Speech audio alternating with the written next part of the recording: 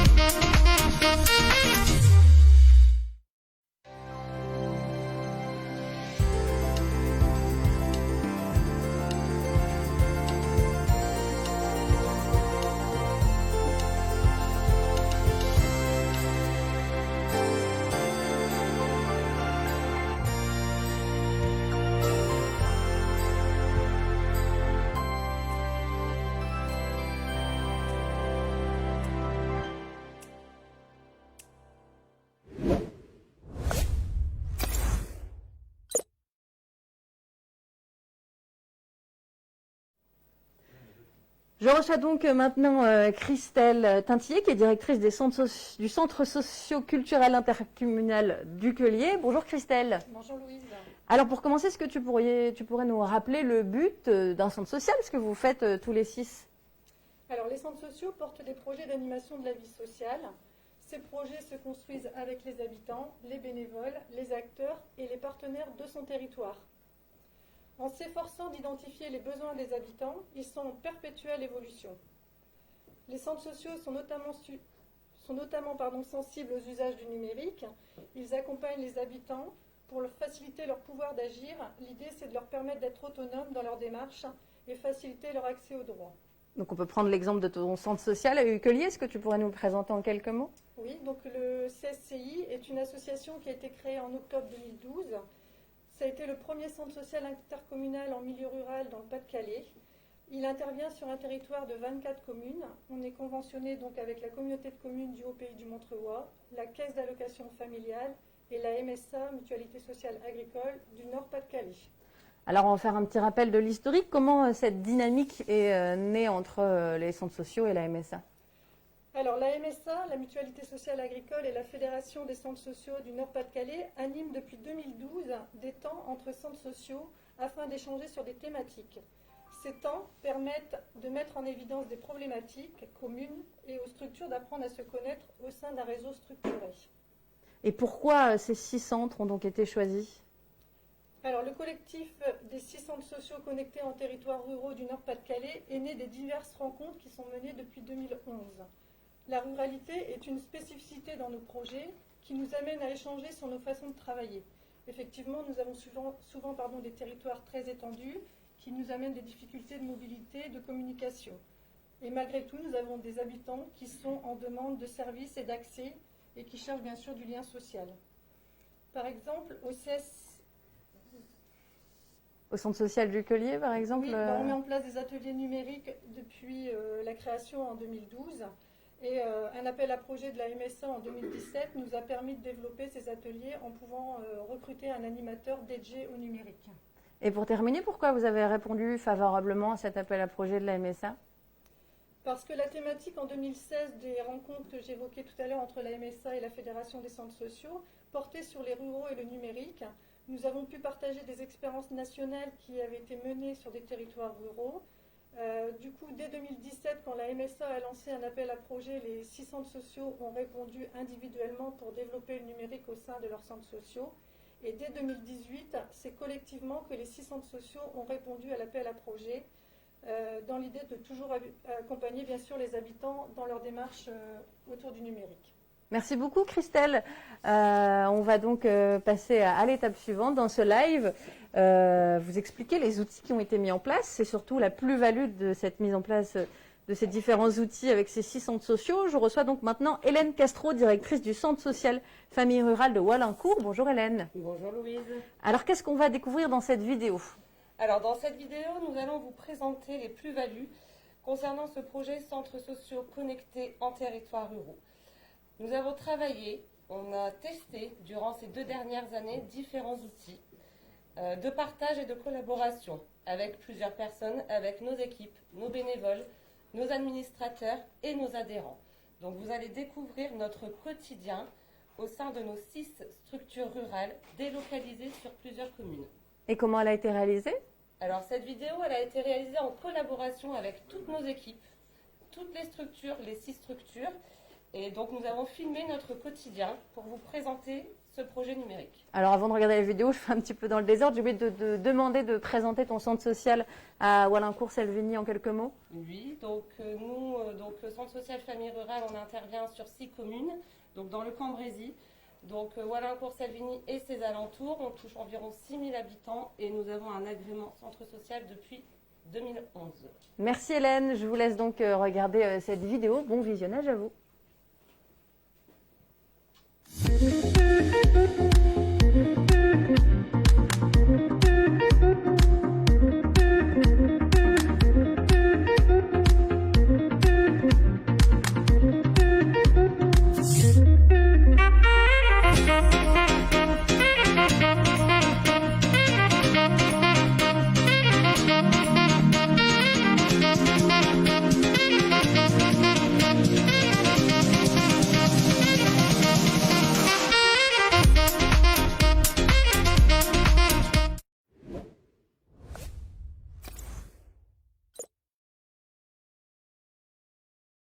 Paiement sans contact, mailing, envoi de SMS groupés, agenda partagé pour la réservation des salles, la prise de rendez-vous ou la gestion des véhicules, ou encore logiciel de création.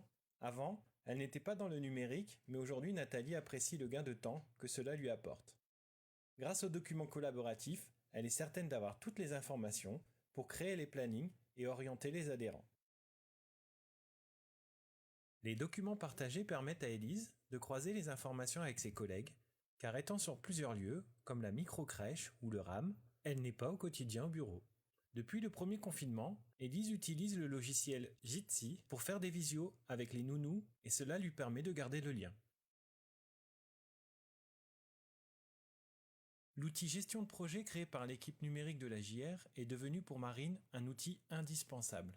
Ce tableau collaboratif lui permet de ne rien oublier et d'avoir une vue d'ensemble grâce à l'échéancier et à l'attribution de missions. Marine utilise aussi beaucoup les SMS et Snap pour communiquer rapidement avec les ados.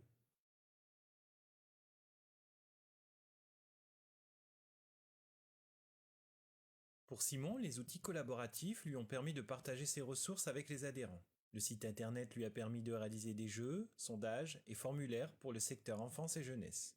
Une nouvelle forme d'animation interactive, mais aussi de communication directe.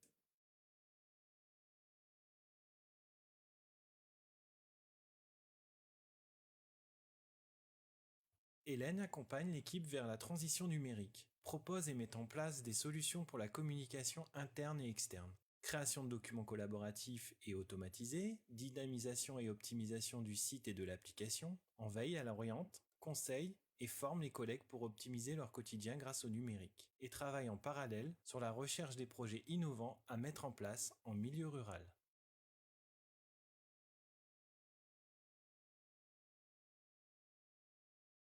Émilie est convaincue de l'apport du numérique dans notre projet associatif dès 2009-2010. Permettre aux habitants des villages de rester eux aussi au contact des services et de leur cercle social avec les forums, les samedis numériques, les ateliers tablettes numériques hors les murs, les permanences e-admin. Et demain, le souhait que le centre social devienne un lieu ressources numériques rurales avec des partenariats favorisant l'inscription de la dimension numérique dans le droit commun. Un lieu contribuant à un accès généralisé des habitants au numérique.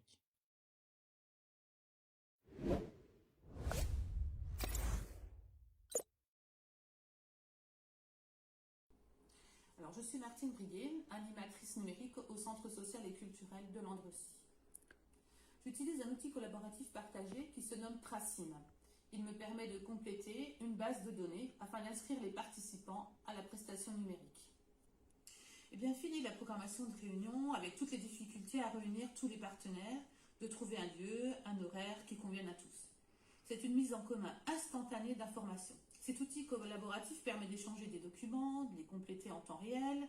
Les outils ainsi créés sont immédiatement disponibles par tous les utilisateurs. Les partenaires sociaux qui proposent aux habitants du territoire de bénéficier de séances numériques les inscrivent sur la même base de données, ce qui évite les doublons. De même, plus d'appels téléphoniques pour les questionnements et les difficultés. Une messagerie instantanée est rattachée à Tracine. Je gagne en temps, en efficacité et en efficience dans mon travail. Bonjour, je suis Hélène Blas, je suis responsable famille et adulte insertion au centre social de Landrecy. Alors mes outils, j'utilise beaucoup donc le WeTransfer parce que j'utilise beaucoup la vidéo, surtout en période de confinement, pour permettre à garder le lien avec les familles. Donc j'utilise beaucoup pour faire des vidéos théâtre et eux aussi me renvoient en fait leurs petites imitations ou leurs petits exercices théâtre qu'ils jouent chez eux. Donc ça permet vraiment de garder le lien et de promouvoir en fait le projet. Et ensuite, on utilise aussi j'utilise beaucoup Zoom pour permettre en fait d'être, que ce soit chez moi ou avec d'autres personnes, de suivre par exemple des formations, ça m'apporte beaucoup, et surtout aussi des accompagnements dans lesquels on a perdu justement, que c'était compliqué de pouvoir se voir et ça permet de débloquer les situations. Bonjour, je m'appelle Esteban Mandé, je suis animateur de liaison vers un territoire zéro jeune invisible en Sambre-Avesnois. Alors je vais vous présenter les outils numériques que j'utilise lors de mon travail. Donc tout d'abord on a les réseaux sociaux, Facebook, Instagram et Snapchat. Facebook nous l'utilisons surtout pour les gros messages, pour toucher un maximum de personnes et aussi pour utiliser la messagerie Messenger. Instagram on l'utilise surtout pour partager les photos lorsque l'on fait des événements. Et donc Snapchat on l'utilise pour des messages rapides avec les jeunes que l'on suit, donc les jeunes qui ont entre 15 et 29 ans. Nous utilisons aussi Google Drive qui permet d'envoyer des fichiers, de transférer des fichiers rapidement à nos collègues, donc entre nous et en toute simplicité.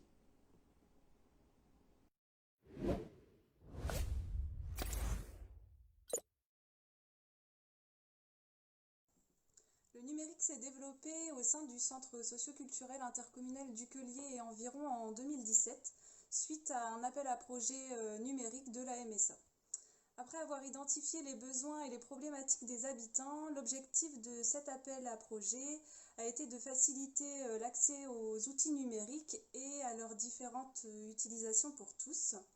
Donc pour parvenir à répondre aux besoins identifiés et impulser une dynamique numérique, un espace public numérique a été mis en place dans les locaux du CSCI. C'est un espace qui propose des ateliers collectifs, de l'accompagnement individuel et un accès aux outils numériques pour tous. Des partenariats avec des structures du territoire sont également mis en place pour toucher un maximum de public. Et en plus d'accompagner les habitants, le CSCI a inclus dans son projet social la sensibilisation des habitants aux bons usages du numérique. Donc, différentes actions sont mises en place pour y parvenir. Par exemple, le projet Fonds publics et territoires de la CAF du Pas-de-Calais avec les jeunes, ou un projet autour des écrans avec les familles, une sensibilisation lors de la semaine de la parentalité. Dans l'objectif de pérenniser la dynamique numérique et d'évoluer, l'association CSCI s'est investie dans le collectif Centres sociaux connectés en territoires ruraux. La démarche a permis à l'équipe d'acquérir de nouvelles pratiques professionnelles. La communication entre les salariés est devenue plus participative et interactive grâce à des outils qui s'adaptent aux moyens de la structure. Ils ont été découverts lors des temps de rencontres entre centres sociaux. Cela se traduit aussi par un gain de temps et de visibilité dans l'organisation du travail de chaque membre de l'équipe. Jusqu'à présent, nous utilisions Gmail et un serveur commun et depuis, nous développons l'utilisation d'outils collaboratifs tels que Slack, le Drive, TeamViewer et tout autre outil facilitant le quotidien. En plus d'avoir un lien différent avec le numérique en interne, les pratiques ont également évolué avec les habitants. Le partage d'informations, la mise en avant des initiatives, le maintien du lien social à distance se fait grâce à des outils accessibles à tous tels que Zoom, les Padlet, Android Message, l'envoi de mails, la création de vidéos et la présence sur différents réseaux sociaux. Le CSCI est également visible auprès des habitants grâce au référencement de la structure sur différentes plateformes, telles que Promeneurs du Net, Digitalicentre ou Les Bons Clics. Cette nouvelle forme de lien, appuyée par l'espace numérique pour rendre autonome un plus grand nombre de personnes, a permis de dédramatiser l'outil et d'ouvrir les habitants à de nouvelles choses, peu importe l'âge ou l'équipement à la maison. Cette évolution des pratiques et ces initiatives ont été possibles grâce au collectif des centres sociaux connectés en territoires ruraux. Le partage des problématiques liées au territoire rural et l'échange de pratiques avec les 6 centres sociaux que compose le collectif ont permis d'évoluer.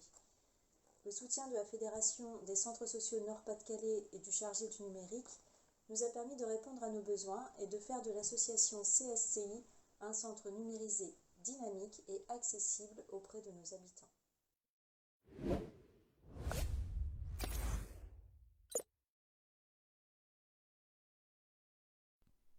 Les appels à projets numériques de la MSA et de la région ont permis à la MJEP d'Isbergues de conforter l'arrivée de Tristan, notre animateur numérique.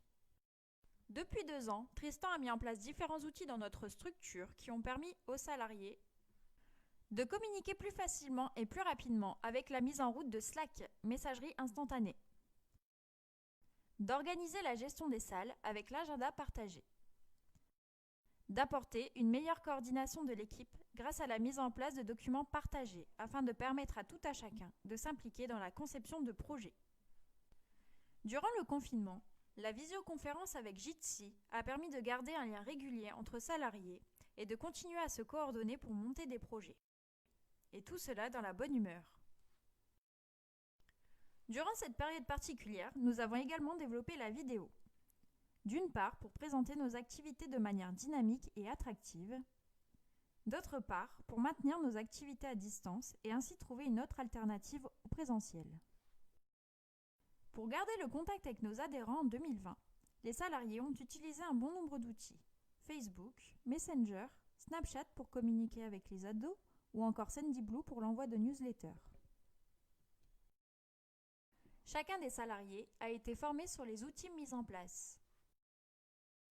Depuis 2 ans, Tristan anime des initiations informatiques, des ateliers thématiques et des dépannages informatiques. Il a développé ces ateliers, notamment en les assurant en hors les murs. C'est par exemple le cas pour les seniors à la résidence autonomie.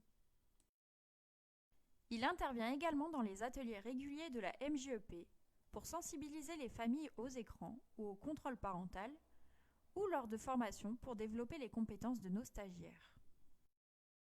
Il accompagne nos bénévoles pour faciliter leur communication. Grand passionné, Tristan a contribué à développer l'éventail de nos ateliers en partageant ses jouets avec nos différents publics. Imprimante 3D, découpeuse numérique, montage vidéo et fond vert pour les enfants de l'accompagnement à la scolarité,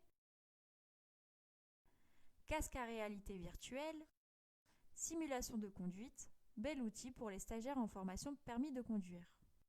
N'oublions pas la mise en place de la borne à l'accueil de la MJEP qui a permis à nos adhérents de venir chercher un accompagnement pour réaliser leur démarche administrative.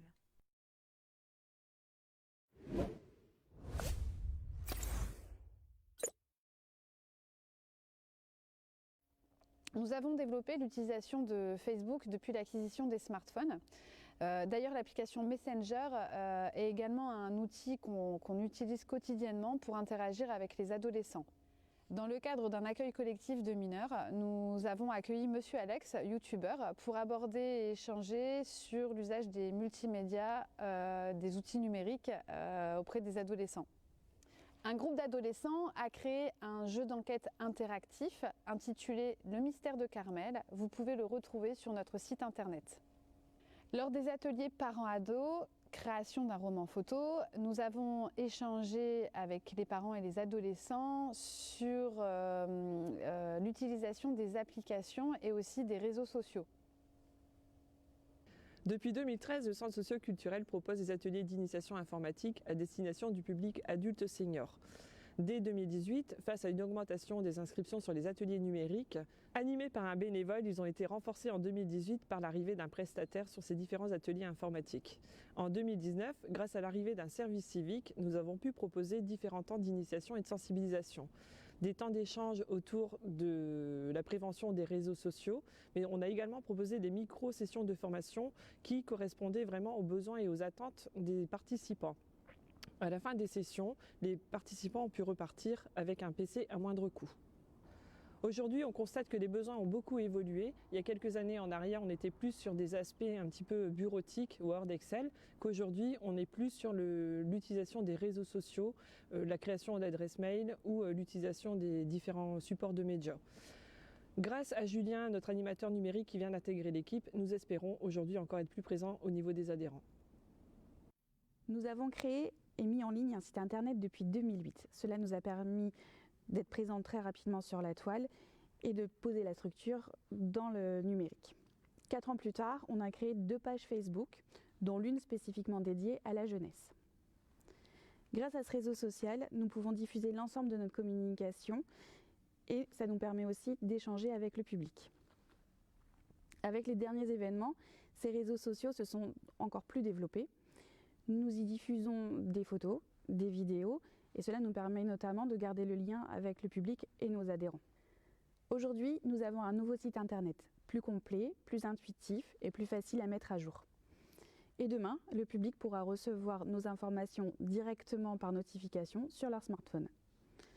On va arriver à ce que l'on souhaitait, un centre social dans la poche de nos adhérents.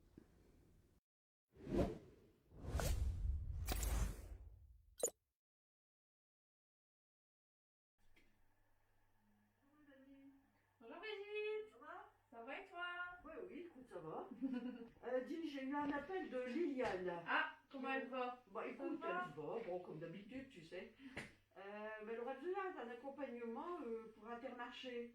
Est-ce qu'il y a un créneau de libre pour un véhicule? Ah, bon, bah, attends, je vais regarder dans l'agenda.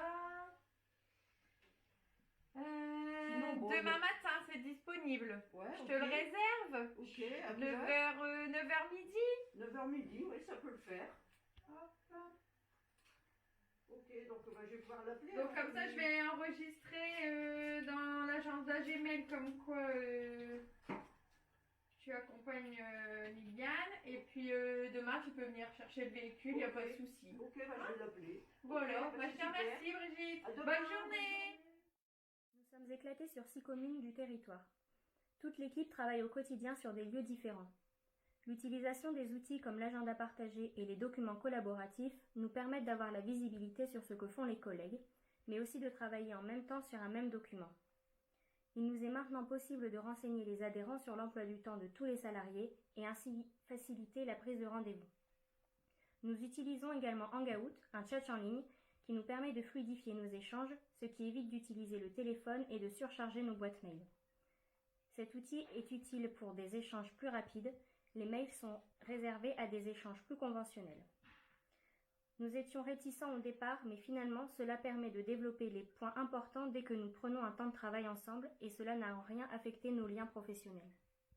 L'utilisation de ces outils me permet de rester en contact avec mes collègues tout en travaillant sur un site différent et situé à plusieurs kilomètres du centre social.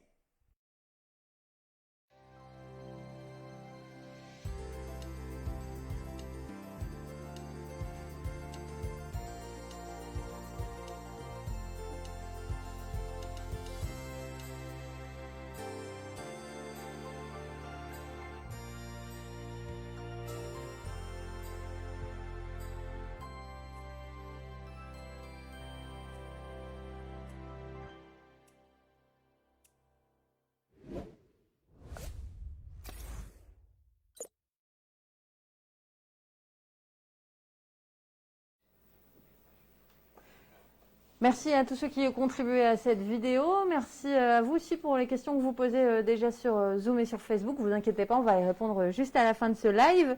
Avant ça, on va parler en détail de 2 outils qui ont été mis en place. D'abord, l'appli SMS. C'est pour ça que je reçois Yves Nives, directeur du centre social AJR de Noyelles-sur-Escaut. Bonjour Yves. Bonjour Louise. Alors, comme tout le monde, est-ce que d'abord tu pourrais présenter en quelques mots ton centre social? Oui, c'est un centre social qui est implanté autour de la communauté d'agglo de Cambrai, qui touche 13 communes rurales, c'est à peu près 7200 habitants. Et nous sommes agréés depuis fin 2011, voilà, en centre social. Alors pourquoi ces 6 centres sociaux, vous avez décidé de travailler sur cette appli SMS? En fait, ça venait d'un constat, c'est que les emails ne marchaient pas forcément bien et qu'on voulait trouver une autre solution pour pouvoir contacter les adhérents, mais aussi permettre aux adhérents de pouvoir en faire des rappels sur des rendez-vous notamment, pour ceux qui étaient bénéficiaires du RSA, parce que certains oubliaient leur rendez-vous. Voilà. Donc on voulait trouver une autre solution. On s'est inspiré de l'expérience des centres sociaux connectés lillois, qui avaient commencé à tester quelque chose, et on s'est dit c'est l'occasion d'aller plus loin aussi, et puis de reprendre le flambeau, et puis continuer à expérimenter des outils. Et comment vous les avez choisis, ces applis? Je crois que vous en avez testé plusieurs. On en a retenu 5 au final, mais il y en avait à peu près une dizaine qu'on avait repérées. Et puis on s'est partagé la tâche, voilà, sur tel centre utilise telle appli, tel outil, et puis on se voyait régulièrement pour faire le point. Et avant d'en dire plus dans une vidéo, à quoi ça vous sert précisément cette appli SMS? Ça permet d'améliorer la diffusion de l'information entre le centre social et les publics, et entre les publics et le centre social. C'est plus réactif, puisque la plupart des adhérents ou des usagers ont un téléphone portable, et le SMS n'a pas besoin d'avoir de données mobiles, donc pas un forfait imposant pour pouvoir communiquer. C'est assez réactif. Et puis, ça permet aussi d'améliorer le suivi et l'accompagnement du public, notamment les plus fragiles dans l'organisation des rendez-vous. Un rendez-vous santé, rendez-vous RSA ou autre. Voilà. Merci Yves. On vous dit donc tout ça en détail dans une vidéo que tous les centres sociaux ont préparée. On vous laisse regarder cette vidéo. On se retrouve juste après.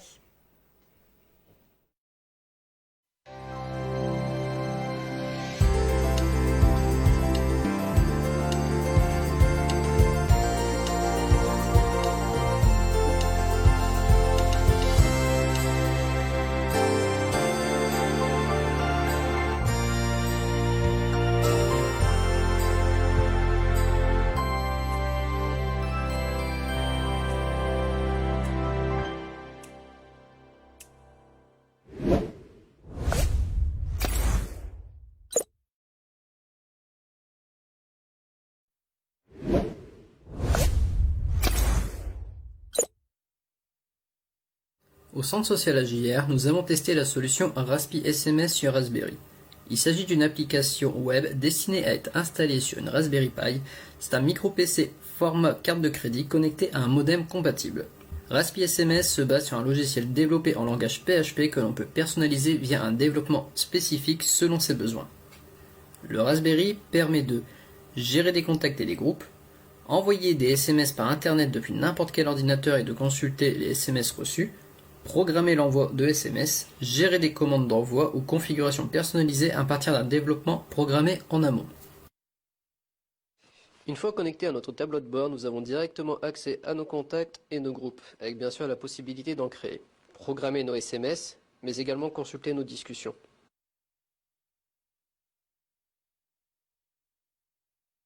Le Raspi SMS utilise une interface web très simple d'utilisation et possède de nombreux avantages. Cependant, la configuration et le développement pour la mise en place et la programmation est très complexe.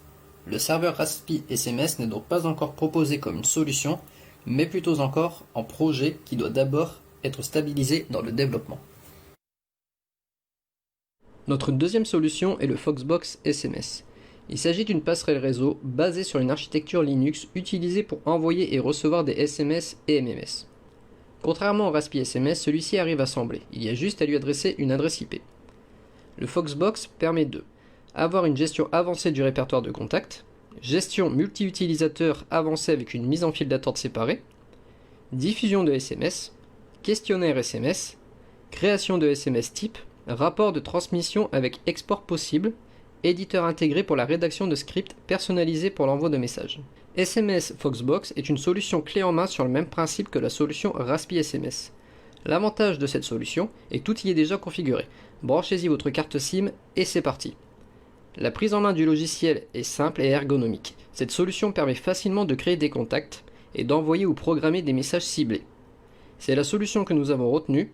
Or, depuis la crise de la Covid, nous rencontrons des difficultés dans la prise de contact avec le support technique. À ce jour, nous nous posons encore la question de maintenir cette solution et pourquoi pas reprendre le chantier du Raspi SMS.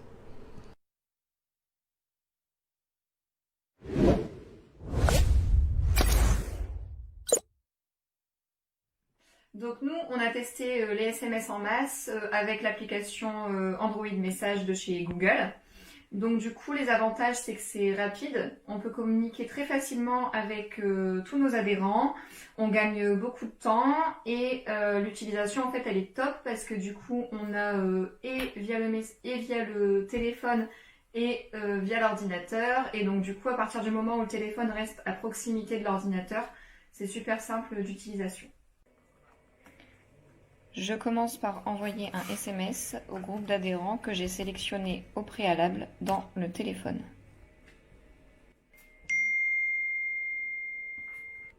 Chaque adhérent reçoit le même SMS et peut, s'il le souhaite, me répondre individuellement pour confirmer la réception par exemple ou pour avoir des informations complémentaires. Il faut que le smartphone reste à proximité de votre ordinateur. Vous pouvez constater que les conversations présentes sur le smartphone le sont également ici sur votre écran.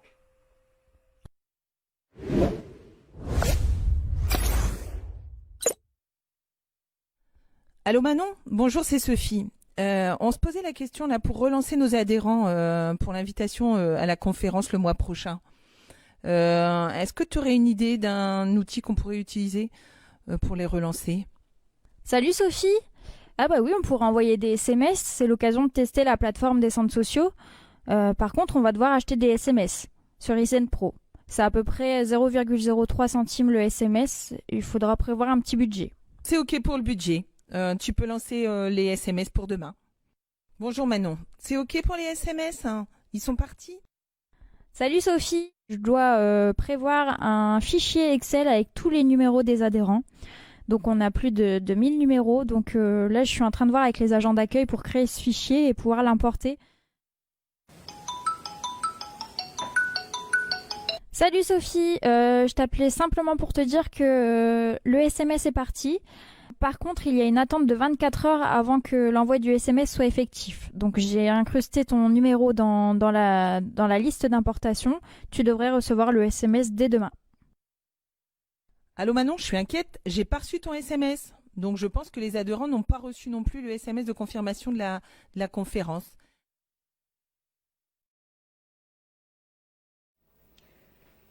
Et donc pour terminer, Yves, après cette vidéo, à qui ça pourrait servir cette application SMS? Ça peut servir à beaucoup de monde, à des associations déjà en premier lieu à qui on travaille déjà, des centres sociaux mais pas que, pour pouvoir faire du rappel d'activité aussi ou annoncer que l'intervenant de l'activité qui devait avoir lieu auprès des adhérents, faire un texto pour dire désolé, c'est annulé, on a perdu la clé, ou autre problème, mais c'est surtout, ça doit servir à n'importe quelle structure qui désirerait communiquer autrement avec ses usagers, ses adhérents, de façon simple aussi. Donc tout ça dans le futur. Merci Yves. On va passer maintenant au site internet, un autre outil qui a été mis en place dans le cadre de ce projet, avec Eric Bailly, directeur du centre social du CIRA d'Arleux. Bonjour Eric. Bonjour Louise, bonjour à tous. Alors est-ce que tu pourrais nous présenter d'abord ton centre social? Oui, alors nous, donc le centre socio-culturel intercommunal est porté par un syndicat intercommunal. On intervient sur 15 communes autour d'Arleux. Donc Arleux, c'est au sud de Douai.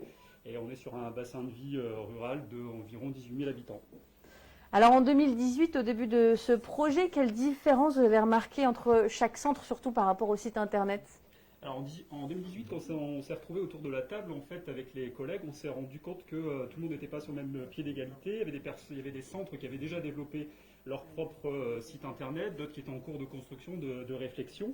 Mais on s'est rendu compte que tout le monde n'était pas au même niveau, et donc l'idée c'était de repartir sur quelque chose de dynamique un peu globale et un peu commune à tous. Et pourquoi c'était important pour vous d'avoir un site internet efficace? Alors pour nous c'est très important d'avoir un site internet en tant que centre social. Déjà c'est pour être visible un peu comme tout le monde sur la toile, et puis c'était aussi pouvoir disposer d'un outil où on pouvait déjà présenter l'ensemble de nos activités, des différents secteurs d'intervention de la structure, également aussi de pouvoir passer d'actualité, toutes les actualités qu'on avait, donc pouvoir diffuser ça en direction de nos habitants, et puis également aussi d'avoir un endroit où on peut stocker tous nos documents, les documents qui servent au centre, donc le règlement de fonctionnement, les fiches d'adhésion, tous ces documents-là qui sont centralisés sur notre site internet.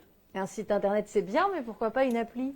Alors effectivement, c'était l'idée de départ, c'était de pouvoir se dire d'avoir une application avec, sur laquelle on pouvait retrouver toutes les infos du centre, et également aussi pouvoir communiquer de façon interactive avec nos adhérents. Alors au départ, voilà, on a beaucoup cafouillé, on a beaucoup réfléchi, on est à la rencontre d'autres structures qui avaient développé aussi des applications. Et puis bon, finalement, on a fait appel à Yannick Pringer, qu'on va voir ensuite dans la vidéo, qui va nous expliquer un petit peu comment on a travaillé. Mais l'idée, voilà, c'était de pouvoir avoir une application dans laquelle on allait pouvoir retrouver toutes les informations de la structure et surtout aussi pouvoir interagir avec nos adhérents et pouvoir leur faire des notifications, un petit peu ce que Yves a présenté juste avant sur les SMS. Mais l'idée, là, c'est de pouvoir l'avoir sous la forme de notifications et du coup, je pense que c'est ce qu'on va voir dans la vidéo. Exactement, merci Eric. On vous laisse regarder donc la petite vidéo qu'on vous a préparée sur le thème de ces sites internet.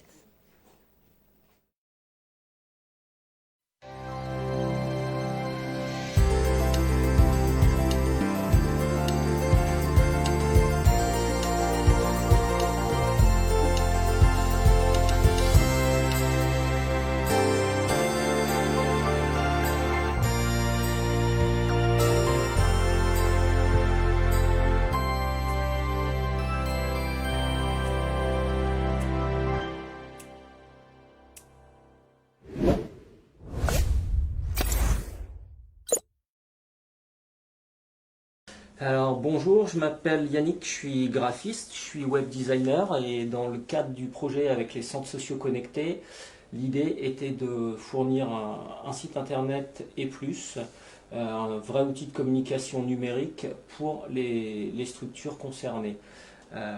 La première étape, ça a été de mettre en place une arborescence, c'est-à-dire une architecture de site internet pour pouvoir accueillir le contenu utile pour toutes ces structures. Alors, on est parti vers quelque chose qui, dès la page d'accueil, va retrouver des actualités, c'est-à-dire un contenu dynamique. Ensuite, on va retrouver quelque chose qui a trait à la structure en elle-même, sa présentation, ses activités. Et puis ensuite, on aura une série de menus qui auront des infos utiles aux pages de contact et qui nous permettront finalement, dans un site relativement court dans sa forme, d'avoir l'ensemble des contenus utiles pour présenter un centre social. Place à l'étape 2, à savoir la conception visuelle. Chacune des structures, les centres sociaux disposent d'une identité visuelle ou au minimum d'un logo composé de formes, de couleurs, de messages, de sens. De cette identité visuelle, mon travail est de la décliner pour pouvoir l'utiliser et mettre le site entier aux couleurs de la structure. On est vraiment sur un élément à part entière de la communication avec le site internet et donc ça ne doit pas être quelque chose de détaché du reste de sa communication visuelle. À partir de là, une fois ces écrans réalisés, l'écran de la page d'accueil, l'écran de la page de contact, etc., avec l'intégration des premiers contenus texte et des images, on va se rencontrer avec les référents de structure, directeurs, directrices, avec les chargés de communication et puis pouvoir échanger, discuter, savoir si ces écrans répondent bien à leurs demandes. Une fois la validation, place à l'étape 3. Alors les visuels sont prêts, il est temps de passer à la suite, à savoir concevoir un site internet, c'est-à-dire l'étape de codage. Faire de ces visuels un site internet avec des boutons, avec des menus déroulants, avec des changements de couleur quand on survole une zone. Tout ça nous permet d'aller tout doucement vers la partie finale et la mise en ligne. À partir de là, il y avait une deuxième chose très importante, c'est de livrer un site internet qui soit administrable et donc qui soit pris en main par la structure. Pouvoir continuer à modifier, ajouter, corriger le contenu, texte, images, vidéo. Tout ça, c'est possible. Et une solution de type WordPress a été choisie pour justement cette facilité de prise en main. Encore une fois, il faut que les actualités soient régulières, il faut que le site reste dynamique sur la durée. Cette solution a été choisie et on a été vers une formation avec les structures pour qu'elles puissent s'en emparer et le faire vivre. Place à la mise en ligne, un site à l'image des structures et proche des habitants, c'est ce qui était souhaité. Et maintenant, rendez-vous sur Internet.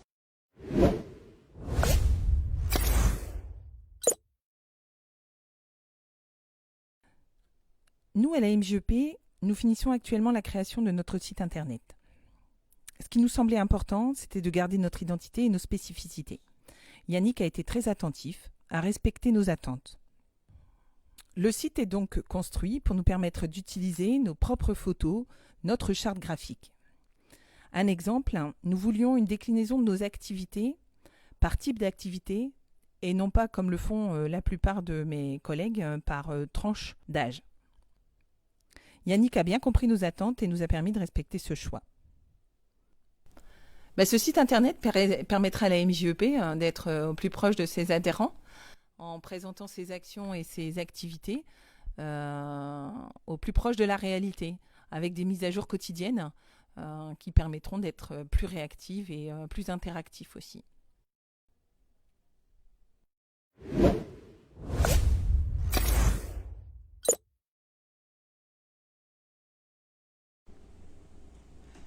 Écoute Yannick, merci d'être venu au Centre social et culturel. Je te présente l'équipe qui va suivre la formation aujourd'hui. Donc Olivier, Thierry et Hélène qui sont présents ce matin.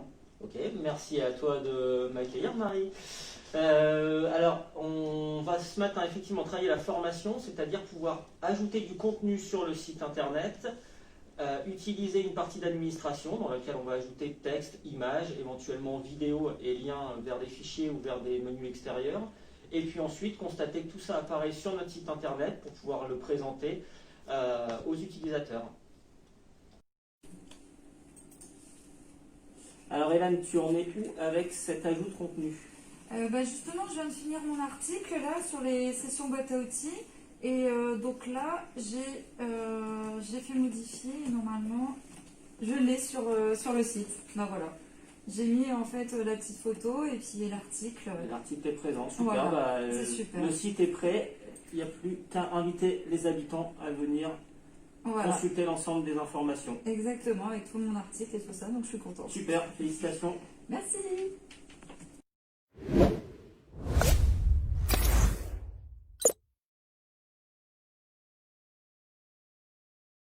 Avec mon centre social dans ma poche, c'est toutes les informations utiles disponibles 24 heures sur 24 et 7 jours sur 7 depuis un PC, un téléphone ou encore une tablette.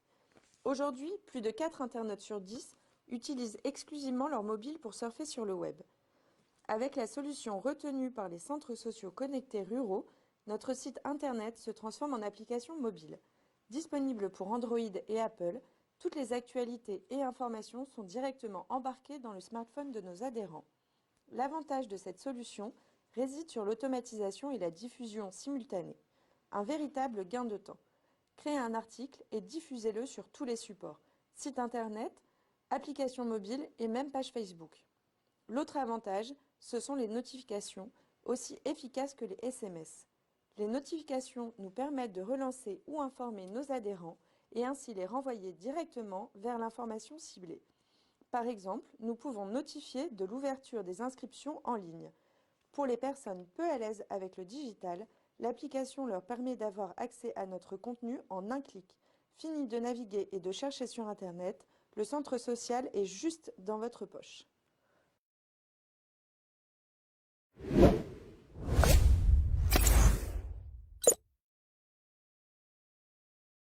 Portable de famille rurale. Alors bonjour à tous. Nous vous informons que les formulaires d'inscription pour les mercredis loisirs sont en ligne. Merci de penser à l'inscription pour le mois de décembre. L'équipe du centre social famille rurale. Ok, donc on va passer à l'inscription.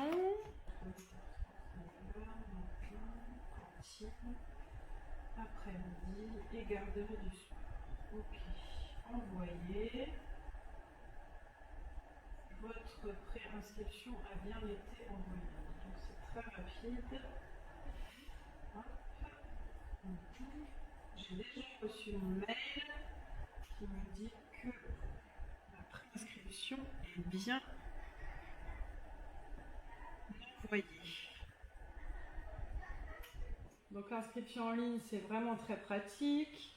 C'est vrai que quand on travaille tous les deux, c'est difficile de se rendre au siège de l'association avec les horaires que l'on a. En plus, ça n'empêche pas, si on a besoin, de pouvoir contacter les responsables du centre. Ils sont très disponibles, que ce soit par téléphone ou si on se déplace sur place.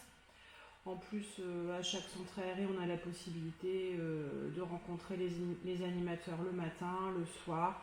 Ils sont très disponibles pour discuter ou pour toute question que l'on peut avoir.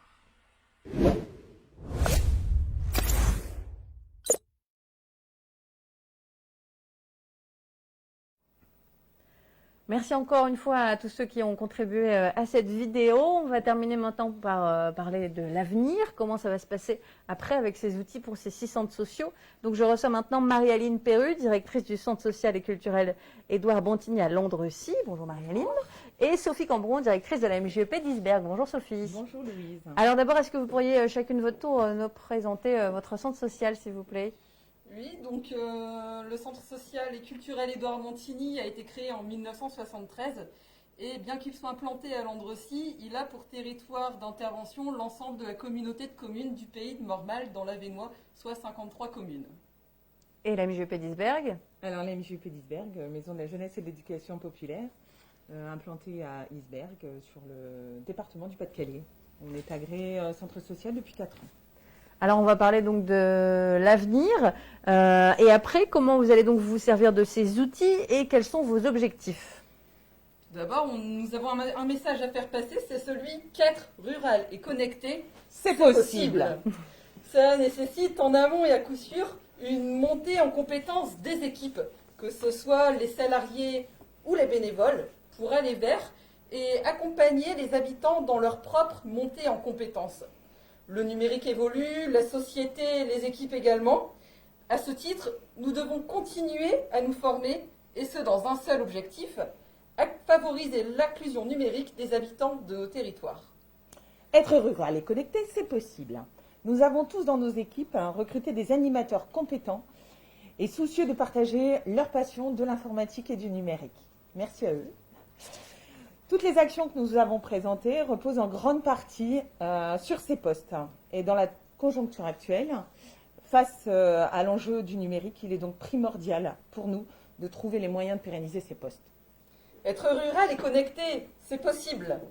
Nous nous sommes donné les moyens, collectivement, d'agir dans un objectif d'inclusion numérique de tous les habitants, en développant nos équipements, en renforçant nos compétences et nos équipes.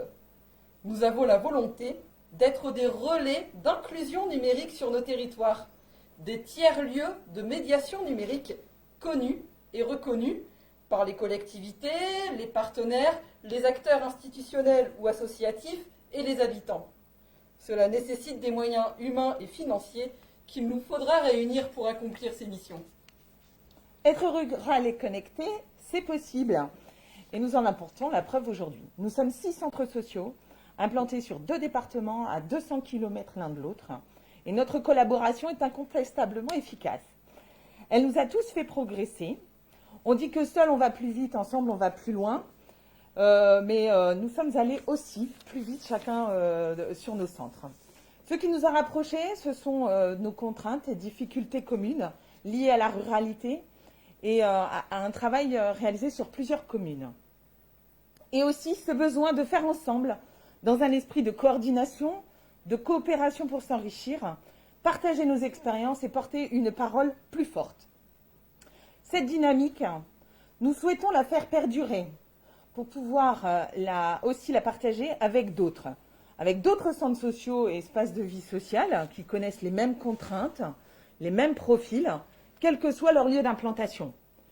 Et encore aussi avec d'autres structures de proximité avec lesquelles nous travaillons au quotidien, les associations, les collectivités, etc. Merci beaucoup, mesdames. Je crois qu'on a trouvé le slogan pour ce live. Être rural et connecté, c'est possible. C'est possible. Alors, on va terminer tout doucement avec d'abord une intervention d'un des présidents des centres sociaux ici présents. Nous allons donc regarder cette intervention en vidéo de Christian Ferron, président du centre social Famille Rurale de Walincourt-Selvigny.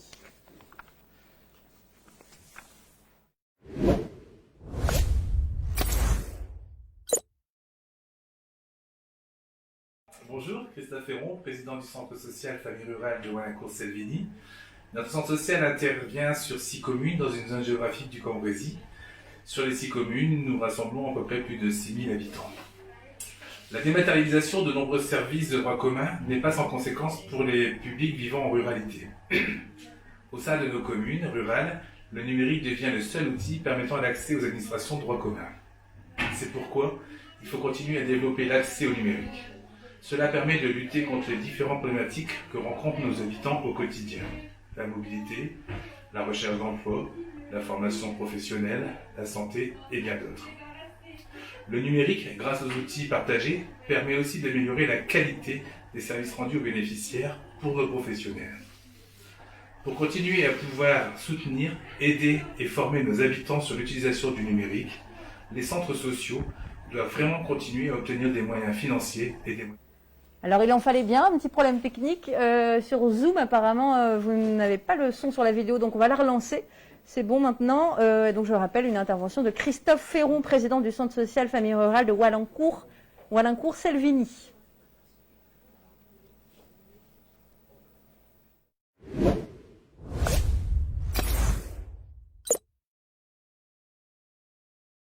Bonjour, Christophe Ferron, président du centre social Famille Rurale de Walincourt-Selvigny. Notre centre social intervient sur 6 communes dans une zone géographique du Cambrésis. Sur les 6 communes, nous rassemblons à peu près plus de 6000 habitants. La dématérialisation de nombreux services de droit commun n'est pas sans conséquence pour les publics vivant en ruralité. Au sein de nos communes rurales, le numérique devient le seul outil permettant l'accès aux administrations de droit commun. C'est pourquoi il faut continuer à développer l'accès au numérique. Cela permet de lutter contre les différentes problématiques que rencontrent nos habitants au quotidien. La mobilité, la recherche d'emploi, la formation professionnelle, la santé et bien d'autres. Le numérique, grâce aux outils partagés, permet aussi d'améliorer la qualité des services rendus aux bénéficiaires pour nos professionnels. Pour continuer à pouvoir soutenir, aider et former nos habitants sur l'utilisation du numérique, les centres sociaux doivent vraiment continuer à obtenir des moyens financiers et des moyens humains.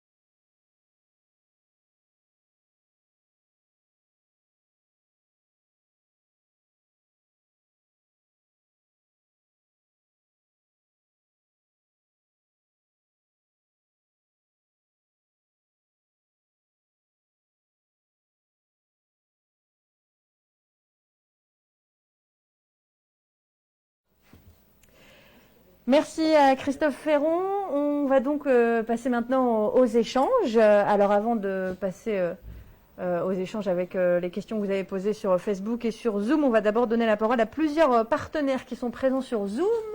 Donc, est-ce que je vais les voir juste en face de moi ?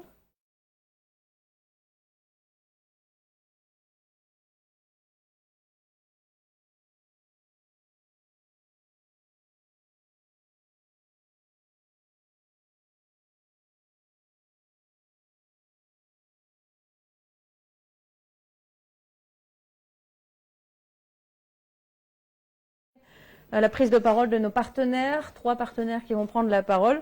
Je peux d'ailleurs les citer, comme ça ils vont pouvoir un petit peu se préparer. Thierry Coulon, Étienne Lotte de la MSA et Olivier Charrier. On va donc d'abord commencer avec Monsieur Coulon. Est-ce que vous m'entendez ? Est-ce qu'on pourrait ouvrir le micro, Monsieur Coulon ? Oui, je vous entends aussi. Je ne vous vois pas, mais je vous entends. Ça ira très bien. Bonjour Monsieur Coulon. Bonjour, ça va ? Très bien, et vous ? Merci. Très bien. Alors, vous êtes le délégué général de la Fédération des centres sociaux du Nord-Pas-de-Calais. D'abord, est-ce que vous avez un petit retour à nous faire? Qu'est-ce que vous avez pensé de ce live? Est-ce qu'il était rural et connecté? Il est hyper connecté et hyper rural. Et en tout cas, bravo, le rendu est super d'ici. Voilà. Déjà, sur le fond, bravo, et ça prouve que vous avez été très rapidement connecté et efficace, et félicitations à tous, aussi bien sur la forme que sur le fond, super. Je vous suis en même temps également sur le Facebook Live, ça passe super bien également, très bien. Merci à vous. Alors, une petite question, en quoi pour vous les centres sociaux sont un atout dans la transition numérique, que ce soit au niveau rural ou hors ruralité? En tout cas, l'intuition, plus que l'intuition qu'on a eue, la réalité auquelle on est confronté sur nos territoires, cette fameuse transition numérique qui explose, qui fracture, qui provoque des fractures sociales et territoriales. Quand on a commencé à réfléchir à quelques-uns, il y a quelques années, sur d'abord un truc qu'on a appelé, qui s'appelait connecter les centres sociaux, puis après les centres sociaux connectés. C'était cette réalité forte qui percutait nos territoires et qui donc percutait les centres sociaux dans la relation aux habitants, dans le rapport au territoire, et bien évidemment qui allait et qui devait percuter les pratiques des salariés et des bénévoles dans la pratique professionnelle et dans le fonctionnement même du centre social. Donc les centres sociaux avaient toute leur place à prendre dans le centre socio connecté, c'était faire reconnaître, et reconnaître d'ailleurs nous-mêmes, parce que c'était pas gagné non plus à l'internaute du réseau, qu'on était des ou les tiers-lieux numériques de proximité. Merci beaucoup, Monsieur Coulon. Je propose maintenant de donner la parole à Étienne Lode, administrateur de la MSA Nord-Pas-de-Calais. Oui, bonjour à tout le monde. Bonjour Monsieur Lode. Donc Étienne Lode, administrateur de la MSA du Nord-Pas-de-Calais, et puis je suis administrateur aussi dans les centres sociaux de la JR et de l'AFR de Wallincourt. Voilà, donc je connais bien les projets, les actions. Alors la MSA, en fait, c'est vrai dans son souci en fait de politique d'action sanitaire et sociale, elle souhaite en fait s'appuyer sur de nombreux partenariats dont les centres sociaux font évidemment partie. Le point important pour la MSA, c'est que les centres sociaux sont des points d'ancrage importants sur les territoires ruraux, puisque le but, c'est d'aller ce qu'on appelle le dernier kilomètre, d'assurer un peu le service de proximité. Et pour moi, les centres sociaux font partie de ces partenaires incontournables de la MSA pour pouvoir mener à bien les actions. Alors c'est vrai qu'il y a un appui financier de la MSA pour ces centres sociaux. La MSA n'a pas forcément les moyens que peut avoir la CAF, puisque les moyens attribués. Par contre, il y a aussi un apport humain avec les travailleurs sociaux, dont Émilie Delay fait partie ici aujourd'hui de cette visioconférence, que je remercie d'ailleurs pour ses actions. Et puis également aussi les actions des élus, puisque la MSA est constituée d'élus sur le terrain. D'ailleurs, on a des projets avec Monsieur Nives pour justement faire un peu du dialogue sur les territoires ruraux avec les élus. Alors l'inclusion numérique, elle représente un défi important, même majeur pour la MSA, à la fois pour sa mission de service public et puis pour les accès aux droits. Alors, l'utilisation des nouvelles technologies liées au numérique, elle peut, si elle est accessible et maîtrisée, être source de fractures. Si elle n'est pas accessible et maîtrisée, elle peut être source de fractures, d'exclusion et de rupture de cet accès aux droits. Par contre, si elle est bien utilisée, et c'est ce que vous avez fait en montant tous ces projets, elle permet en fait de répondre à diverses problématiques, telles que la mobilité, le retour à l'emploi, l'isolement. Et puis, cette possibilité de travailler en visio, justement, elle nous a permis, pendant ce confinement, de voir que, on a continué à vivre socialement et continué à partager. Et sans ce numérique, qu'aurait été le confinement? Tu peux couper le son. Qu'aurait été le confinement sans la présence de ce numérique et de toutes ces technologies? C'est la question qu'on pourrait se poser. Voilà, donc elle a... alors, il va falloir faire attention, je pense qu'il y a quelqu'un qui est présent là de la région, sur justement essayer de réduire toutes les zones blanches, parce qu'il y a encore des zones blanches, notamment en zone rurale. Vous avez des zones où il y a même pas encore j'entendais qu'il y avait même pas encore l'accès au téléphone. Donc c'est vrai que on voit bien de toute façon avec ce confinement que le numérique va être de plus en plus important et qu'il va falloir accentuer pour faire disparaître toutes ces zones blanches. Voilà, l'inclusion numérique, donc c'est un défi essentiel pour la MSA du Nord-Pas-de-Calais. Elle a souhaité accompagner, vous accompagner dans la mise en œuvre d'actions, de projets répondant à une volonté d'inclusion numérique pour tous. Donc l'appel à candidature a été rappelé tout à l'heure, il a été lancé donc en 2017 et 2018. Vous avez, les centres sociaux, su répondre à cet appel à projet qui avait comme objectif de faciliter l'accès au numérique, de former à l'usage du numérique, de favoriser une proximité avec les habitants des territoires ruraux et de rompre l'isolement par le biais de l'animation du milieu rural. Voilà, j'ai vu avec toute cette belle présentation que vous avez pu faire une adaptation de chaque centre social dans ces conditions difficiles. Vous avez su faire preuve de projets innovants et particulièrement adaptés au contexte actuel. Et pour ça, je tiens à vous en remercier au nom de la MSA. Je tiens à saluer cette belle réussite et puis je souhaite en fait que ce partenariat puisse se poursuivre. Il se poursuivra, je pense. J'essaye d'appuyer au mieux lors des conseils d'administration. Parce que c'est vrai que les centres sociaux, pour tout dire, sont assez mal connus de la part de mes collègues administrateurs. Il faut les faire découvrir, savoir que un centre social, voilà, toutes les actions que vous pouvez mener. J'essaye de faire ce lien avec le conseil d'administration de la MSA pour orienter notre action sanitaire et sociale en votre faveur. Je souhaite personnellement que le partenariat puisse se développer et j'appuie dans ce sens. Voilà, si je retiens un message, donc grâce à vous, être rural et connecté, c'est possible, on l'a répété. Merci voilà, pour le slogan. Vous l'avez bien démontré, il est passé. Et puis pour tout ça, je vous remercie et puis bonne continuation à tous et à toutes. Merci. Merci à vous, Monsieur Lod. On va maintenant recevoir sur Zoom Monsieur Charrier, Olivier Charrier, responsable de projet mission transition numérique à la région Hauts-de-France. Bonjour Monsieur Charrier. Bonjour, vous m'entendez bien? Oui, ça m'a l'air d'aller, très bien. Bon, parfait. Est-ce que vous avez une réponse notamment oui. à ce que disait Monsieur Lod par rapport aux zones blanches? Oui.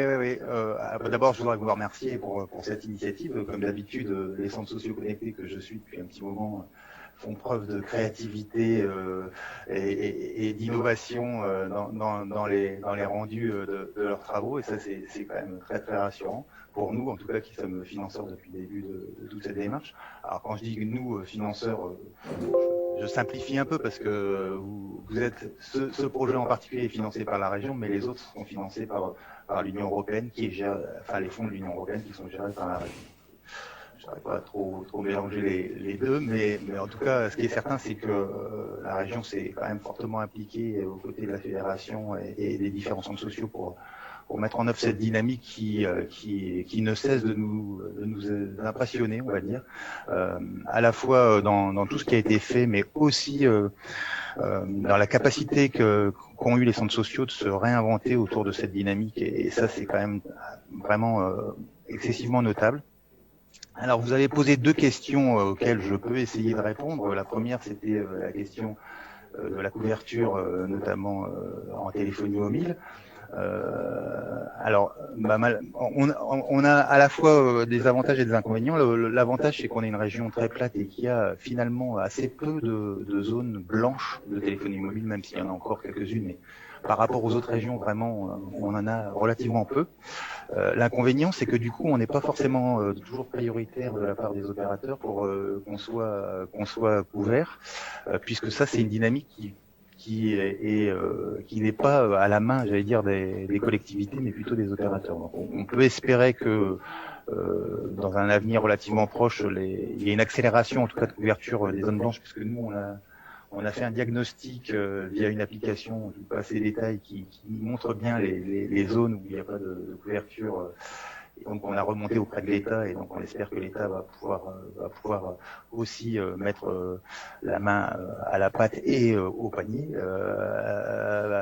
au niveau du paiement de ce genre de déploiement. Mais en tout cas, ce qui est certain, c'est qu'en matière de très haut débit, en revanche, qui est là géré directement par la région et les départements, on est le deuxième territoire, deuxième région la plus couverte après l'Île-de-France. Donc, et avec un déploiement au niveau des Hauts-de-France qui va se terminer en 2023 et au niveau de l'ex-Nord-Pas-de-Calais en 2021. Donc, on est quand même sur des dynamiques absolument colossales qui coûtent plus d'1 milliard. Même 1,5 milliard pour tout vous dire. Donc, c'est quand même des gros investissements et un gros effort qui a été fait par la région. Deuxième question, j'espère que j'ai répondu à votre première question. Deuxième question que vous évoquiez, c'était sur l'avenir. Comme vous le savez, pour nous, ça a été un sujet un petit peu neuf. D'ailleurs, merci à la fédération d'avoir essuyé les plâtres, si on peut dire, sur ce sujet, puisqu'on avait assez peu travaillé sur l'inclusion numérique ici en région, puisque comme vous le savez, la région n'est pas en charge du social, et donc c'était un sujet qu'on avait un peu délaissé, qui est évidemment très fortement monté à l'agenda pendant ces quelques années là, depuis qu'on a lancé les choses en 2014, et donc qui s'est imposé, j'allais dire, de lui-même.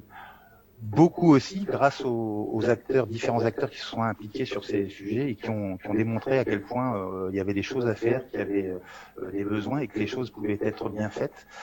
Et du coup, ça a bien sûr conforté l'envie d'aller s'investir sur ces sujets.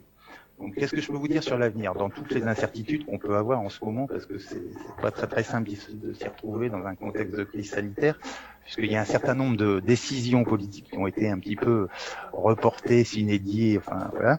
Mais ce qu'on peut dire, c'est qu'en tout cas, il y aura des opportunités financières qui se retrouveront aussi dans le prochain programme opérationnel du FEDER, qui devrait être validé dans le courant de l'année 2021. On n'a malheureusement pas forcément les calendriers précis, mais en tout cas, il y aura encore des possibilités de ce côté-là. J'ai vu que Anne Duchemin, qui travaille à la DRJSS, avait mis un petit mot sur les assembleurs.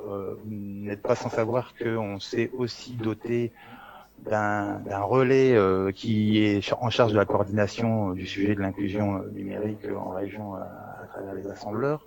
On a un certain nombre d'autres outils comme les passes numériques qui sont en train de se déployer aussi dans la région.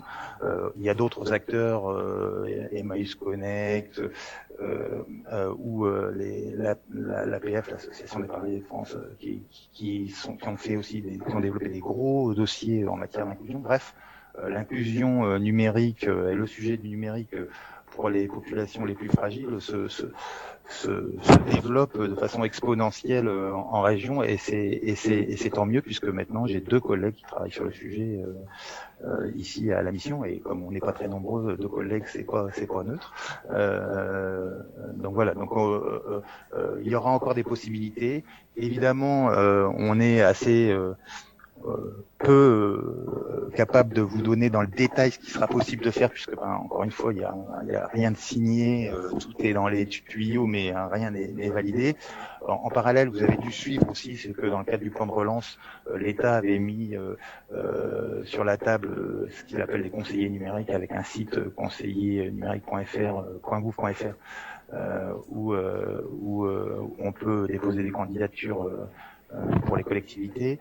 Donc voilà, donc tout ça est en train de se mettre en place, et j'allais dire évolue en temps réel. C'est pas toujours très simple de s'y repérer, mais quoi qu'il en soit, c'est un sujet qui est vraiment aujourd'hui à l'agenda de, j'allais dire, toutes les collectivités et tous les services publics, et qui commence à être appréhendé, j'allais dire, de la bonne façon. C'est-à-dire que l'inclusion numérique, c'est pas que des lieux où on fait venir les gens pour être formés. L'inclusion numérique, ça doit être à tous les niveaux. Ça doit être tous les partenaires, tous les acteurs de la vie quotidienne qui doivent travailler à accompagner les gens qui, quel que soit leur catégorie sociale d'ailleurs, et quel que soit leur âge, ont des difficultés avec toutes ces digitalisations qui nous tombent dessus un petit peu de partout, et qu'on a du mal à suivre parce que tout simplement notre cerveau est pas aussi facile à coder qu'une puce, et donc ça prend un petit peu de temps cet apprentissage, y compris pour ceux qui ont déjà l'habitude de travailler sur ces sujets, et d'être impliqués dans la vie, on va dire, numérique. C'est pas toujours très simple. Donc n'ayez crainte, je suis tout à fait optimiste sur le futur de la dynamique des centres sociaux connectés. Sa forme, on a encore un peu d'incertitude, mais en tout cas, je le dis assez régulièrement, et Thierry peut m'en être témoin, Thierry Coulon, quand il y a un bon projet, on trouve toujours les financements. Merci beaucoup, Monsieur Charrier. Alors, on va maintenant terminer par un dernier échange. Surtout, on va répondre à vos questions. D'abord à vos questions qui ont été posées en commentaire, que ce soit sur Zoom ou sur Facebook. Et puis, n'hésitez pas également, si vous souhaitez prendre la parole sur Zoom ou nous poser des questions en commentaire, on y répondra également. Alors, on va commencer par la question de Monsieur Charrier, c'est ça, qu'on vient d'avoir à l'instant d'ailleurs sur Zoom. Donc, je vous le rappelle, Monsieur Charrier, qui est responsable de projet Mission Transition Numérique à la région Hauts-de-France, il nous demande, Eric, quel a été l'impact de la crise sanitaire sur votre projet et sur les publics que vous accompagnez? Alors, l'impact, il a été quand même pluriel. Je pense qu'on s'y attendait pas du tout, et du coup, ça nous a un petit peu bousculé dans nos pratiques. Par rapport au projet, alors effectivement, il y a pu y avoir un peu un retard. Je prends par exemple l'exemple de notre structure où effectivement le recrutement d'animateurs numériques a été un petit peu différé, donc il était prévu pour le mois de mars, bing, confinement, donc ça a un peu retardé les choses et on a pu recruter que plutôt sur la deuxième partie de l'année. Maintenant, l'impact il a quand même été plutôt positif. Ça nous a aussi, ça a permis surtout aux habitants de montrer concrètement l'utilisation du numérique pour des habitants qui n'y étaient pas du tout pas forcément favorables ou il y avait un peu de crainte, etc. On leur a montré que finalement utiliser le numérique, alors certes, ça demandait un petit temps d'adaptation. Maintenant, ils ont vu concrètement les impacts positifs, l'utilisation des visios. Nous, ça nous a permis aussi d'aller vers. Donc, les équipes se sont déplacées vers les habitants, vers les adhérents des structures pour les aider à distance. Donc, pour mettre en place, par exemple, les visioconférences ou même parfois les équiper d'un ordinateur.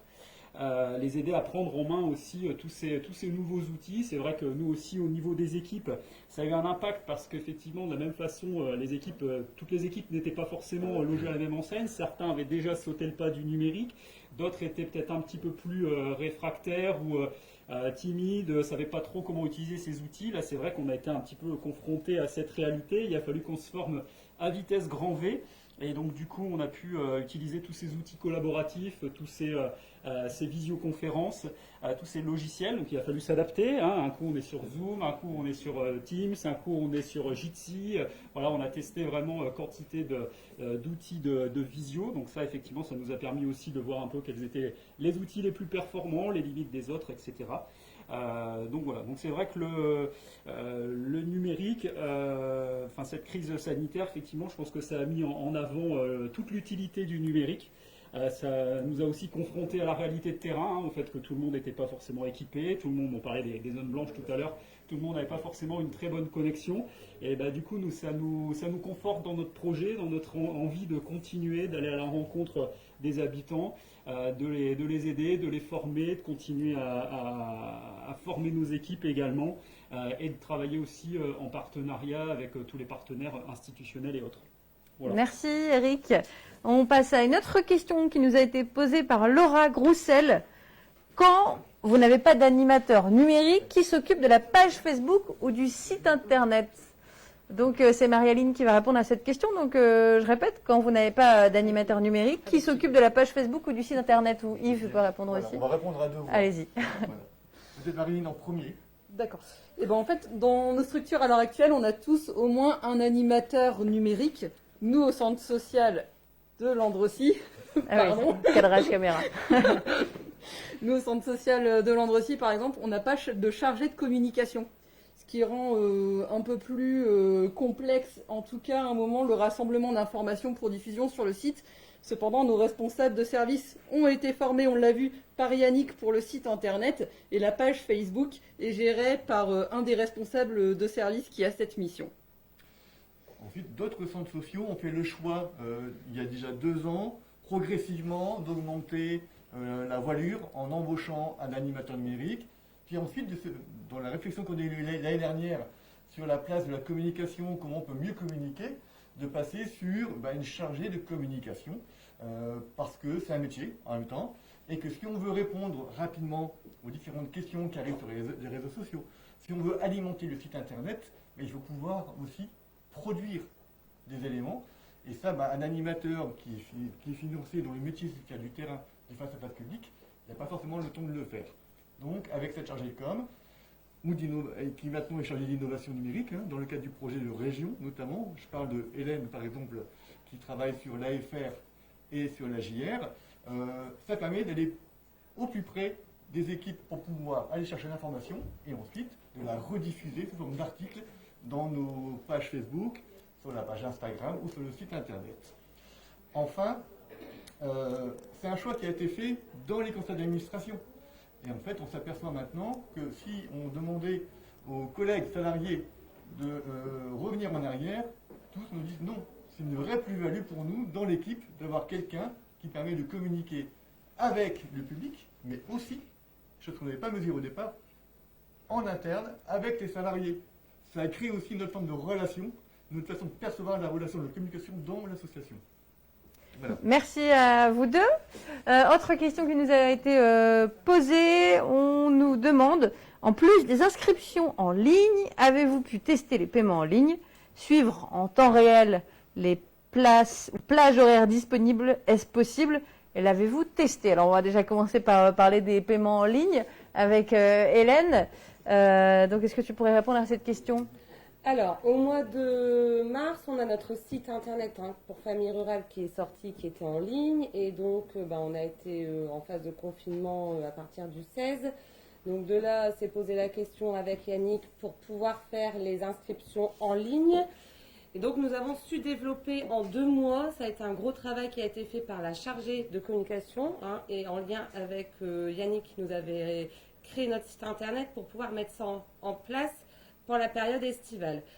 On n'a pas pu mettre en place les inscriptions en ligne parce qu'on a vraiment travaillé sur les inscriptions et non les paiements.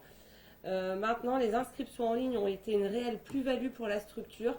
Voilà, dans cette situation de crise sanitaire, ça a évité aussi les brassages et les va-et-vient. Par contre, on a de ce fait lancé tout ce qui était inscription en fonction des pôles, enfance ou jeunesse. Et les inscriptions arrivent sur la boîte mail du responsable de secteur. Et tous les matins, il peut gérer en fonction des places disponibles et les flux des inscriptions. Donc concernant les plages horaires, est-ce que c'est disponible Voilà, donc les parents cochent s'ils souhaitent que leur enfant soit vient le matin entre telle tranche horaire. En fonction du quotient familial, on demande le numéro d'allocataire et le quotient familial, l'adresse mail. Il y a une préinscription qui est envoyée sur le mail du responsable de secteur. On étudie la situation et on renvoie par mail la facture ainsi que les papiers.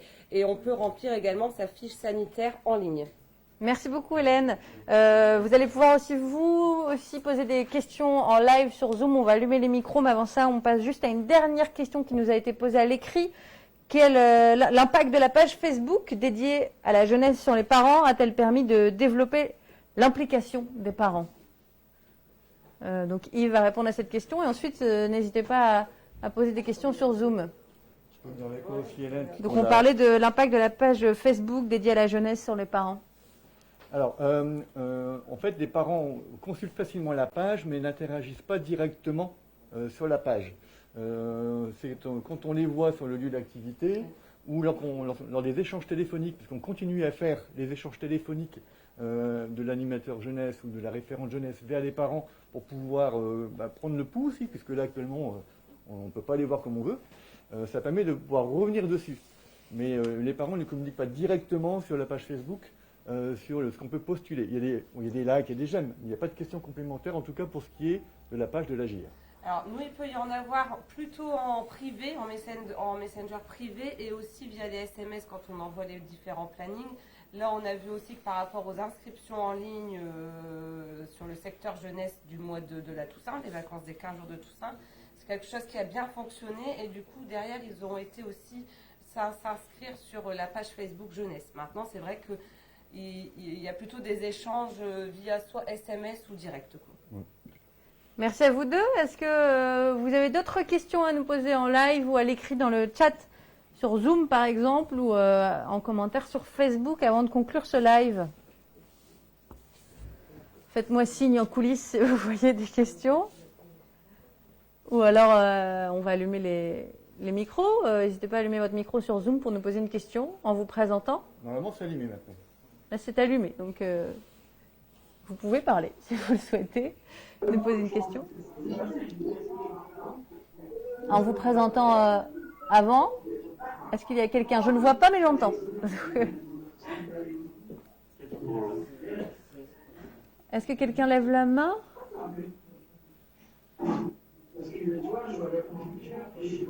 Bon, je crois que...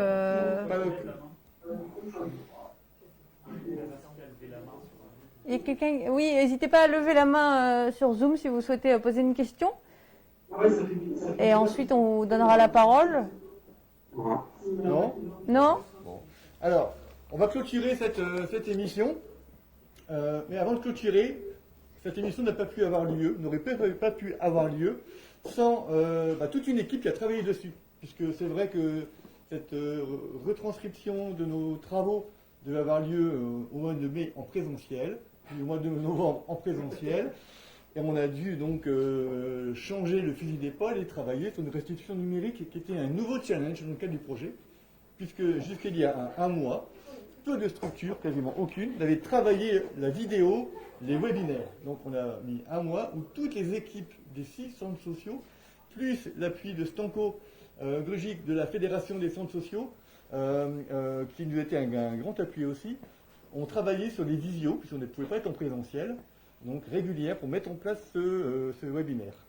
Donc je vais inviter les gens de l'ombre, puisqu'au final, on est 6 directeurs qui ont pris la parole. Un grand merci à Louise, aussi de Banquise FM à Isberg, d'avoir joué le rôle de la journaliste. Oui, Banquise qui est une section de la MJEP, Centre Social à Isberg. Voilà. Merci. Voilà. Et donc, on va inviter les collègues qui ont participé à l'ensemble de cette émission. Donc, en premier lieu, peut-être ceux qui étaient derrière les caméras, le son, les flux Internet, et les filles, parce que ce sont des filles principalement aussi, qui étaient, elles, plutôt dans le chat et la gestion des connexions et des suivis des messages sur Facebook et sur Zoom. Donc, allez-y, puisque en fait, maintenant, c'est à vous. Voilà, venez, on va essayer de passer en tout cas les filles en premier. Donc, voilà, et on va vous présenter. Hop, je vous laisse de la place, allez-y. Voilà. J'espère qu'on vous voit tous dans la caméra. Alors, déjà, en fait, les filles qui étaient dans la salle de conférence, on va l'appeler comme ça, qui géraient les commentaires et les messages sur Facebook et sur Zoom. Donc, de droite à gauche. Voilà. Donc, je vous laisse juste nom, prénom, la structure et votre poste. Alors, Hélène Aurelbeck, chargée de communication et innovation numérique à l'AJR et à Wallincourt-Salvini, famille rurale. Manon Briard, chargée de communication à la MJEP d'Isberg. Cindy Trumeau, médiatrice sociale au Centre social famille rurale de Wallincourt. Pauline Gressier, animatrice numérique au Centre socio-culturel intercommunal du Quelier.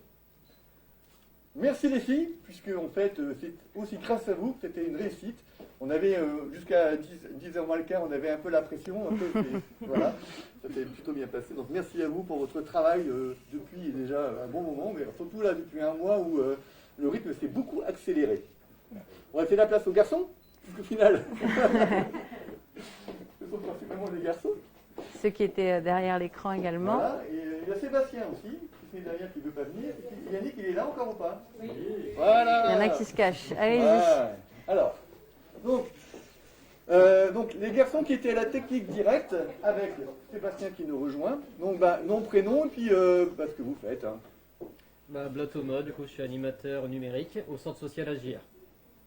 Tristan Leroy, animateur numérique à la MJEP d'Isberg. Julien Pilinski, animateur numérique au centre socioculturel de Slovan-Insensé.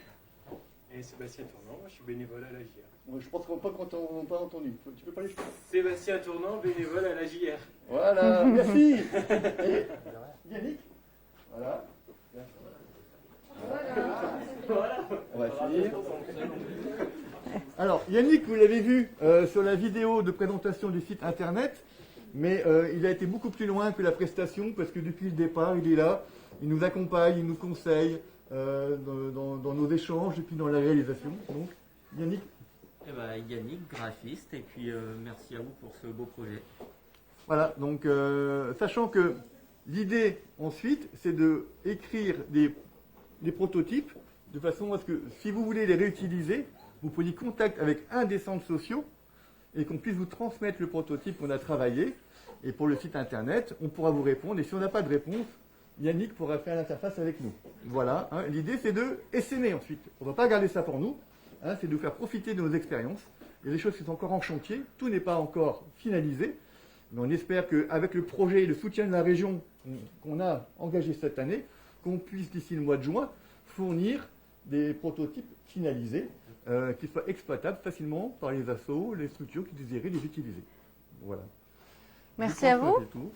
On peut conclure aussi en remerciant les partenaires qui étaient présents également sur Zoom, comme la Fédération des centres sociaux du Nord-Pas-de-Calais, également la MSA du Nord-Pas-de-Calais, la région Hauts-de-France. Merci à vous aussi de nous avoir suivis sur Facebook. Pas d'autres questions, on peut conclure? Ok. Merci à vous. Bon, merci à tout le monde. En tout cas, de nous avoir suivis. Vous étiez nombreux, vous étiez plus de 120 sur les deux plateformes. Donc ça nous fait un grand plaisir qu'il y ait autant de monde qui ait participé. À bientôt.